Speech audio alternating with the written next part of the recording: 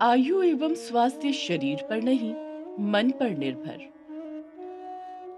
यूनान के एक प्राचीन चिकित्सा शास्त्री और संत इब्नेसिया से किसी ने पूछा कि मृत्यु पर्यंत युवा और स्वस्थ रहने के लिए हमें क्या करना चाहिए। इब्नेसिया ने जो उत्तर दिया वह बहुत ही साधारण था। उन्होंने कहा, आजीवन युवा और स्वस्थ रहने के लिए किसी कठिन या विशेष उपाय की आवश्यकता नहीं है।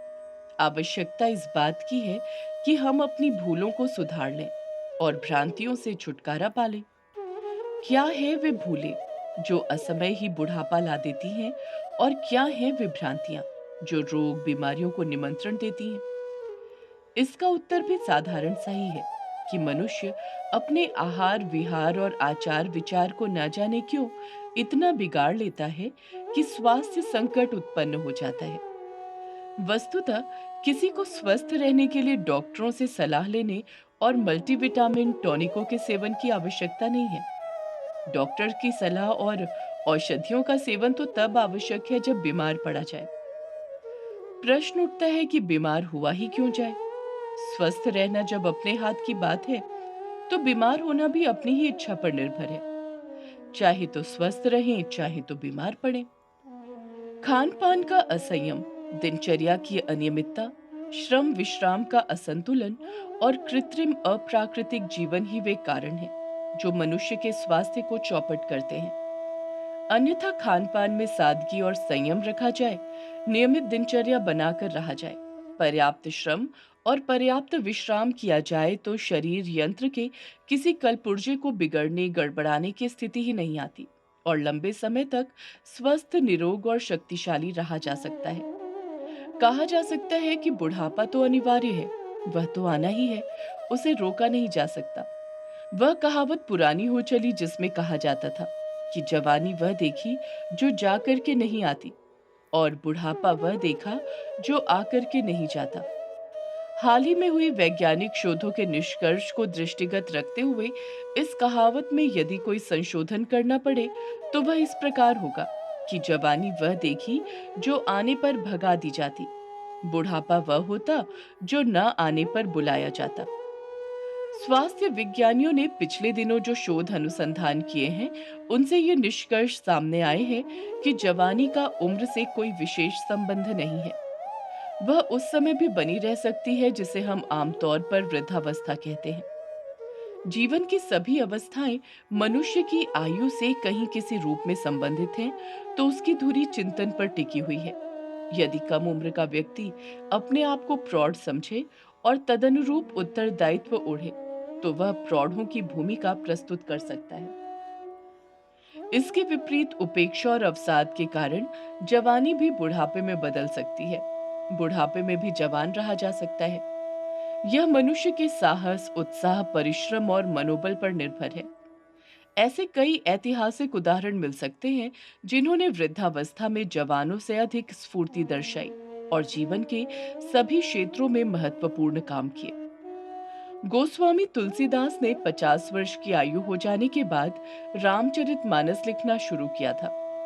रविंद्रनाथ टैगोर 90 वर्ष की उम्र तक साहित्य लेखन का काम करते रहे थे। वेदों के प्रसिद्ध भाष्यकार और संस्कृत के मर्मज्ञ विद्वान 7 व लेकर 55 वर्ष की आयु तक अध्यापकी करते रहे थे। रिटायर होने के बाद उन्होंने संस्कृत का अध्ययन आरंभ किया और जीवन के उत्तरार्ध में संस्कृत तथा संस्कृति की सेवा की कि आज उन्हें इस देव भाषा के पुनरुद्धार कर्ता के रूप में ही जाना जाता है। सन 1932 में महात्मा गांधी ने एक विदेशी पत्रकार द्वारा पूछे गए प्रश्न का उत्तर देते हुए कहा था कि मैं 63 वर्ष का जरूर हो गया हूँ, पर मुझे कभी ख्याल ही नहीं आता कि मैं बूढ़ा हो गया हूँ। जिस आदमी को ऐसा लगेगा, वह कैसे पाठशाला के एक विद्यार्थी की तरह उर्दू का अध्ययन करेगा और कैसे बंगला, तमिल, तेलुगु पढ़ने के सपने देखेगा। पंडित जवाहरलाल नेहरू 80 वर्ष के करीब जा पहुंचे थे, पर उस उम्र में भी वे दौड़कर सीढ़ियां चढ़ते थे। भूतपूर्व प्रधानमंत्री मोरारजी देसाई भी 80 के लगभग थे और वे जवानों के से स्फूर्तिवान दिखाई देते थे, और 2 वर्ष पूर्व ही वे समुद्र में एक जहाज से दूसरे जहाज पर रस्सी के सहारे गए थे। इतिहास में भी इस तरह के कई उदाहरण मिलते हैं जब लोगों ने जीवन के उत्तरार्ध में ऐसे काम किए जिनसे वे विश्व विख्यात हो गए। यूनानी नाटककार सोफोक्लीन ने 90 वर्ष की आयु में अपना प्रसिद्ध नाटक आडिपस लिखा था। अंग्रेजी कवि मिल्टन 43 वर्ष की आयु में अंधे हो गए थे। अंधे होने पर उन्होंने अपना सारा ध्यान साहित्य सृजन पर केंद्रित किया और 50 वर्ष की आयु में पैराडाइज लास्ट लिखा। जर्मन कवि गेटे ने 70 वर्ष की आयु में अपना प्रसिद्ध ग्रंथ फास्ट पूरा किया था। 92 वर्ष का अमेरिकी दार्शनिक जॉन डेवी अपने क्षेत्र के अन्य सभी विद्वानों में अग्रणी था। अंग्रेजी राजनीति का इतिहास जिनने पढ़ा होगा वे जानते होंगे कि ग्लैडस्टोन 79 वर्ष की आयु में तीसरी बार प्रधानमंत्री बना था और 84 वर्ष की आयु में उन्होंने ओडिसी ऑफ हॉरर नामक ग्रंथ की रचना की। 8वीं जर्मन सेना का सेनापतित्व जब पालवान हिंडेनबर्ग को सौंपा गया तो वे 67 वर्ष के थे। 78 वर्ष की आयु में वह पार्लियामेंट के अध्यक्ष चुने गए और 87 वर्ष की आयु तक इसी पद पर प्रतिष्ठित रहे। हेनरी फिलिनिम पिटेन जब फ्रांस के प्रधानमंत्री बनाए गए तब उनकी आयु 84 वर्ष की थी। लॉर्ड जॉर्ज ब्रिटेन के मूर्धन्य राजनेता रहे हैं। 85 वर्ष की आयु में भी उनमें युवकों जैसी स्फूर्ति और काम करने की शक्ति थी। चर्चिल ने दूसरे विश्व युद्ध के समय जब इंग्लैंड का प्रधानमंत्री पद संभाला तो वे 80 वर्ष के थे। जनरल मेक आर्थर 90 वर्ष की आयु में भी 45 वर्ष की आयु वाले व्यक्तियों के समान सक्रिय रहे। दक्षिण कोरिया के राष्ट्रपति सिगमन 80 वर्ष की आयु में पूरी तरह सक्रिय रहे। अमेरिका के प्रख्यात उद्योगपति रॉकफेलर ने पूरी 100 वर्ष की आयु पाई और उन्हें कभी बेकार समय गुजारते नहीं देखा गया। एक दूसरे व्यवसायी कोमोडोर बिंडरविट ने 70 वर्ष की आयु में व्यापार के क्षेत्र में प्रवेश किया और 90 वर्ष की आयु में उनकी गणना संसार के प्रसिद्ध उद्योगपतियों में की जाने लगी। मोटर उत्पादक हेनरी फोर्ड 82 वर्ष की आयु में भी युवकों के समान चुस्त और क्रियाशील रहते थे। महान साहित्यकार जॉर्ज बर्नार्ड शॉ ने 90 से 93 वर्ष की आयु के बीच इतना अधिक साहित्य लिखा जितना कि वे 50 से 90 की आयु के बीच नहीं लिख पाए थे। दार्शनिक वेनेदित्तो क्रोचे 80 वर्ष की अवस्था में भी नियमित रूप से 10 घंटे काम करते थे। उन्होंने 2 पुस्तकें तो 85 वर्ष की अवस्था में ही लिखी। नोबेल पुरस्कार विजेता साहित्यकार मारिल मैटरलिक ने 88 वर्ष की आयु में द एवार्ट ऑफ सेटुवाल नामक पुस्तक लिखी जिसे उनकी रचनाओं में सर्वश्रेष्ठ माना जाता है। ब्रिटेन के प्रसिद्ध समाचार पत्र डेली एक्सप्रेस के संचालक लॉर्ड बीवनबर्ग 80 वर्ष की आयु में भी 10 घंटे नियमित रूप से अपने दफ्तर में बैठकर काम करते थे। टेनिसन ने 58 वर्ष की आयु में अपना प्रसिद्ध ग्रंथ क्रॉसिंग द वॉर पूरा किया। दार्शनिक कांट ने 74 वर्ष की आयु में ख्याति अर्जित की और एंथ्रोपोलॉजी, मेटाफिजिक्स ऑफ एथिक्स और स्ट्राइफ ऑफ फैकल्टीज नामक पुस्तकें लिखी जो दर्शन की उच्च कक्षाओं में पढ़ाई जाती हैं। होप्स ने 88 वर्ष की आयु में इलियड का अनुवाद प्रकाशित कराया था। चित्रकार टीटान का विश्वविख्यात चित्र बैटल ऑफ लेटांटो जब पूरा हुआ था तब उनकी आयु 88 वर्ष की थी। अमेरिका की सुप्रसिद्ध फिल्म अभिनेत्री दादी रेनाल्ड ने पश्चिमी जगत में बहुत ख्याति अर्जित की। 65 वर्ष की आयु में जब वे 4 बच्चों की मां और दर्जनों नाती पोतों की दादी बन चुकी थी तब शिक्षा प्राप्त करने की सूझी और कॉलेज जाने लगी। 69 वर्ष की आयु में वे कैलिफोर्निया विश्वविद्यालय से स्नातिका हुई। इसके बाद वे हॉलीवुड पहुंची। उनकी रुचि, लगन और मधुर व्यवहार देखकर फिल्म डायरेक्टर ने उन्हें एक छोटा रोल दे दिया। इस भूमिका को उन्होंने इतनी कुशलता के साथ निभाया कि बाद में उनके सामने फिल्मों के ढेर लग गए और वे लगातार 13 वर्ष तक फिल्मों में काम करती रहीं। कहा जा चुका है कि यौवन का आयु से कोई संबंध नहीं है। वह वृद्धावस्था में भी बना रह सकता है और छोटी आयु में भी विकसित हो सकता है। बुढ़ापे में भी जवान रहा जा सकता है। लोग वृद्धावस्था में युवकों की सी स्फूर्ति तथा कुशलता के साथ काम करते रहे हैं। इसके कुछ उदाहरण ऊपर दिए गए हैं। इसी प्रकार कम आयु में भी परिष्कृत और विकसित व्यक्तित्व का परिचय देने वालों की कमी नहीं है। आद्य शंकराचार्य ने 32 वर्ष की आयु में ही इतना साहित्य रच डाला था कि उसे पढ़ने और समझने के लिए कई जीवन चाहिए।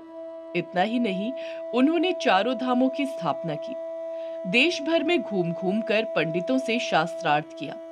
16 वर्ष की आयु से लेकर 32 वर्ष की आयु तक के 16 वर्ष यदि लगन के साथ किसी दिशा में जुटा दिए जाएं, तो हर किसी के लिए उतना कुछ कर सकना संभव है जितना कि आद्य शंकराचार्य ने कर दिखाया।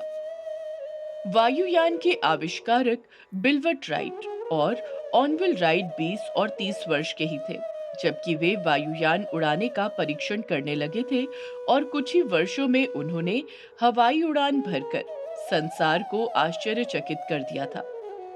ब्लेस पास्कल ने ज्योमिति पर अपनी प्रसिद्ध पुस्तक 19 वर्ष की अवस्था में लिखी और उसी आयु में गणना यंत्र एटिन मशीन का आविष्कार कर लिया। वैज्ञानिक क्षेत्र में कितनी ही प्रतिभाएं ऐसी हुईं जिन्होंने छोटी आयु में आविष्कार किए। एली बिर्ची ने 28 वर्ष की आयु में कपास ओटने की मशीन का आविष्कार किया। चार्ल्स मार्टिन हाल ने 23 वर्ष की आयु में विद्युत संश्लेषण द्वारा एल्युमिनियम उत्पादन की नई विधि पेटेंट कराई। इन बाल प्रतिभाओं के संबंध में यह भी कहा जा सकता है कि ये विलक्षण विभूतियों से संपन्न रही होंगी। पूर्व जन्म के संस्कार उनके इस जन्म में छोटी अवस्था में ही उत्पन्न हो गए होंगे, किंतु इससे यौवन की अवस्था का कोई संबंध नहीं होता। पूर्व जन्म के संस्कार स्वरूप ही सही, इस जन्म में बचपन में ही प्रतिभा के अंकुर तो फूटे। फिर भी इस विषय को यहीं छोड़ दिया जाए तो उन लोगों को क्या कहेंगे जो वृद्धावस्था में भी जवानों से अधिक स्फूर्तिवान रहे हैं और स्वस्थ चुस्त ढंग से सक्रिय जीवन व्यतीत करते रहे हैं। वस्तुतः युवावस्था का आयु से उतना संबंध नहीं है जितना कि मनोभूमि और चित्त की दशा से। ब्रिटेन के सुप्रसिद्ध साहित्यकार और राजनेता बेंजामिन डिज़रायली यौवन का संबंध मन की अवस्था से बताते हुए कहा करते थे कि जिनने जवानी गवा दी उनके पास कुछ और बचा ही नहीं। उनका अभिप्राय था कि महत्वपूर्ण कार्य करने का उत्साह, क्रियाशीलता, जोश, उमंग, स्फूर्ति और लगन का नाम ही यौवन है और यह यौवन स्वस्थ शरीर के भीतर विद्यमान स्वस्थ मन में निवास करता है। इस संदर्भ में यूनान के प्रसिद्ध शल्य चिकित्सक इब्नेसिया का कथन है कि शरीर को स्वस्थ रखने के लिए विचारों को स्वस्थ रखना आवश्यक है। स्वास्थ्य रक्षा के सभी आवश्यक साधन निभाते रहने पर भी यदि विचार शुद्ध नहीं है, मन निर्मल नहीं है, तो स्वास्थ्य प्राप्ति का उद्देश्य कदापि प्राप्त नहीं किया जा सकता। शारीरिक तथा मानसिक दोनों ही प्रकार के स्वास्थ्यों पर आचार विचार का गहरा प्रभाव पड़ता है। अस्तु, अपने आचार विचार को ठीक रखते हुए मन में उत्साह और उमंग रखकर स्फूर्ति, आशा तथा उत्साह को ही जीवन धन बनाया जाए तो चिर यौवन की प्राप्ति कोई असंभव बात नहीं। वह तो एक मन स्थिति का नाम है जिसे तैयार करने के लिए आचार विचार से लेकर रहन सहन तक सर्वांग पूर्ण साधना करनी पड़ती है।